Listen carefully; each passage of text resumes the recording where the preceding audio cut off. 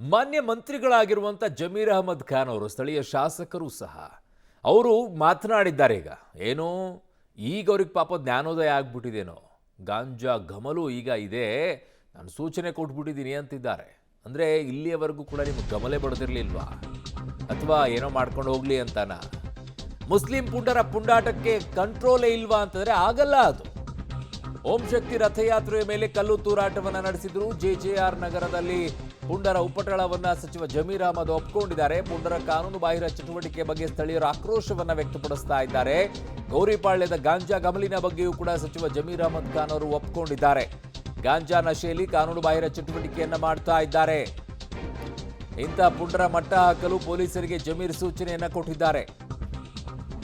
ಕುರಾನ್ನಲ್ಲಿ ಇದೆಯಾ ಇದು? ಎಣ್ಣೆ ಎಲ್ಲ ನಿಷೇಧ ಇದೆ, ಆದರೂ ಕೂಡ ಗಾಂಜಾ ಸೇವನೆ ಮಾಡ್ತಾರೆ.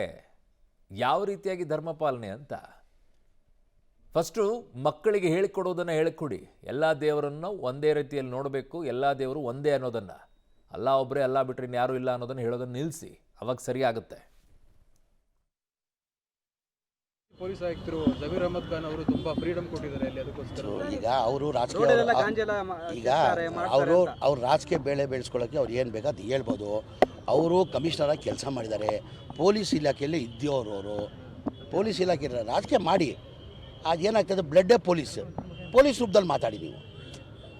ಸರ್, ಅವರು ಕಮಿಷನರ್ ಆಗಿದ್ರು, ಆದರೆ ಅವ್ರು ಹೇಳ್ತಿರೋದು ಎಲ್ಲ ಕ್ರಿಮಿನಲ್ ಕೃತ್ಯಗಳು ಕೂಡ ಬಾಸು ನಮ್ಮಲ್ಲಿ ಯಾವ ಕಾರಣಕ್ಕೆ ನಾವೆಲ್ಲ ಒಂಥರ ಇಲ್ಲಿ ನೋಡಿ ದೇವರಾಣೆ ಹೇಳ್ತೀನಿ, ನಾವೆಲ್ಲ ಅನ್ನ ತಂದಿರೋ ನಾವು ಯಾವ ಕಾರಣಕ್ಕೆ ಅದು ಅವಕಾಶ ಕೊಡಲ್ಲ. ನಾನಿರೋರ್ಗು ಅಂತೂ ಕೊಡಲ್ಲ ಸರ್. ಗಾಂಜಾ ಜಾಸ್ತಿ ಆಗ್ತದೆ ನೋಡಿ, ಇವನು ಸಿಟ್ ಮಾಡ್ಕೊತಾನೆ. ಕೇಳಿ ನನ್ನ ಬಗ್ಗೆ, ಇವನು ನನ್ನ ವಿರೋಧನೇ ಓಡಾಟ ಮಾಡ್ಕೊಂಡು ಬರ್ತಾರೆ. ಆ ವಿಚಾರದ ಹೇಳ್ಬಿಡಿ, ಇವನು ನಾನು ಜಾತಿ ಭೇದ ಮಾಡ್ತೀನ ಬಾಸು, ಹೇಳ್ಬೇಕು, ಸತ್ಯ ಹೇಳ್ಬೇಕು. ನೀವು ಆದ್ರೆ ಮಾಡಕ್ ಬಿರಲ್ಲ, ಎಲ್ಲೋ ಒಂದ್ ಕಡೆ ಸ್ವಲ್ಪ ಇಲ್ಲ ಕಂಟ್ರೋಲ್ ಮಾಡಬೇಕು. ನೀವು ಹೇಳ್ತಾರೆ ಅದು ಮಾಡಬೇಕು. ಇನ್ನು ಮುಂದೆ ಇದು ಹಾಕ್ಕೊಡ್ದು. ಮಾಜಿ ಪೊಲೀಸ್ ಆಯುಕ್ತರು ಜಮೀರ್ ಅಹಮದ್